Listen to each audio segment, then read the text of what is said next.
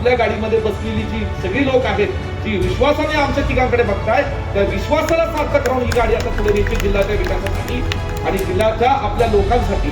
आजकाल जी काही भाषा ऐकतो ना काही लोकांची, तसल्या गलिच्छ भाषेत नाही बोलायचं आपल्याला. तो बोलला म्हणून आपण बोलायला असं करायचं नाही. तुमच्या आशीर्वादाने, तुमच्या ताकदीच्या बळावर आम्ही वादळात दिवा लावू सांगली जिल्ह्याच्या राजकारणात, एवढं निश्चितपणे या ठिकाणी तुम्हाला सांगतो. आज अजितराव घोरपडे सरकार या व्यासपीठावर येऊ शकले नाही, त्यांचाही आवर्जून मी उल्लेख करेन. त्यांनी सुद्धा धाडसाने या ठिकाणी निर्णय घेतला.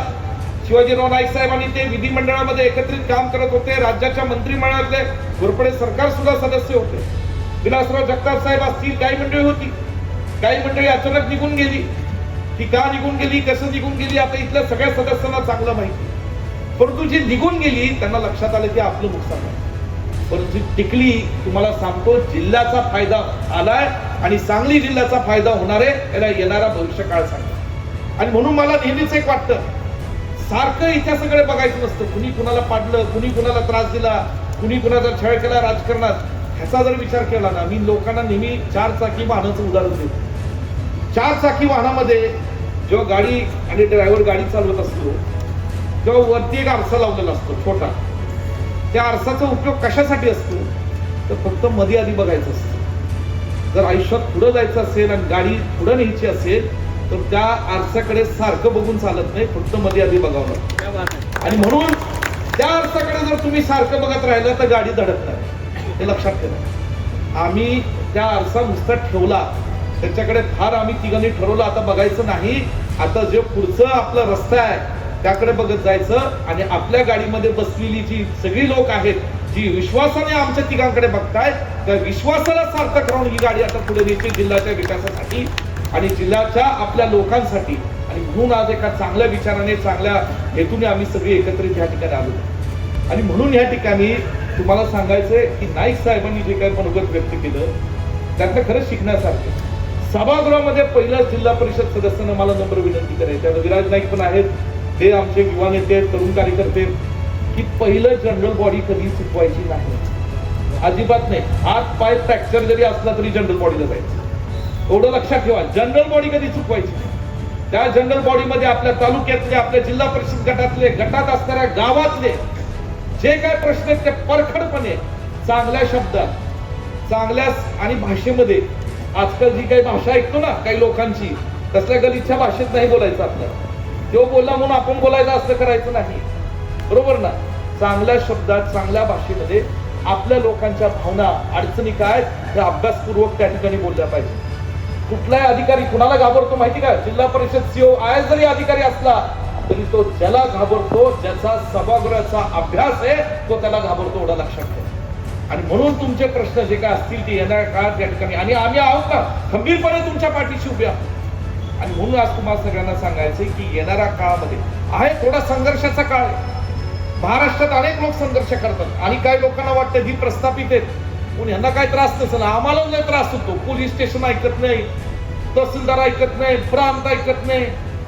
गेलो त्यातनं, पूर्वी गेले असतील, माझे वडील गेले असतील, शेवटी तेही शून्यातनं आले. पतंगरावजी कदम साहेब सुद्धा बिन चपलातले, बिन शिक्षण घेता शेवटी ते शिक्षण घेत घेत भारतीय विद्यापीठ उभं केलं. मग संघर्षाच्या राजकारणात त्यांनी त्यांचं काम उभं केलं. अशा सगळ्या परिस्थितीत त्यांनाही संघर्ष झाला, पण त्यांच्या तुलनेत आम्हाला जो होतोय जरी वेगळा असला तरी मला वाटतं तो कमी आहे.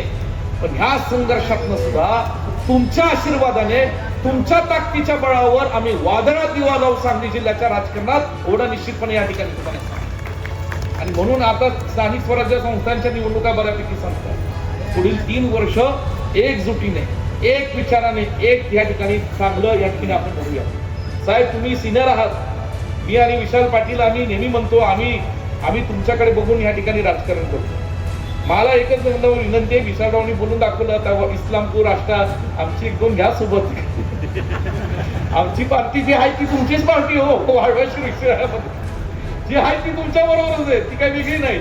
आणि म्हणून आज त्यांनी संधी साधली, म्हणजे 1-2 आमचा कुठला तरी माणूस संधी द्या, असं एकमेकाला संधी देतच आपल्याला पुढे चालवायचंय.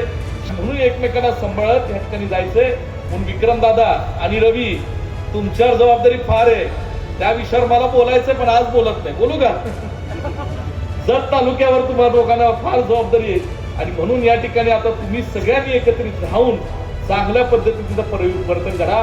तुम्ही जिल्हा परिषदचे सदस्य राहिलेले आहात. संगीता काकी वहिनी सुद्धा या ठिकाणी त्यांच्या कुटुंबात राजकीय वारसा आहे. आता देवराज दादा सुद्धा या ठिकाणी जबाबदारी हाताळत आहेत. म्हणून सगळं एक चांगलं नव्या जुन्याचं चांगली टीम या जिल्हा परिषद पंचायत समितीमध्ये आपल्या लोकांनी दिली आहे.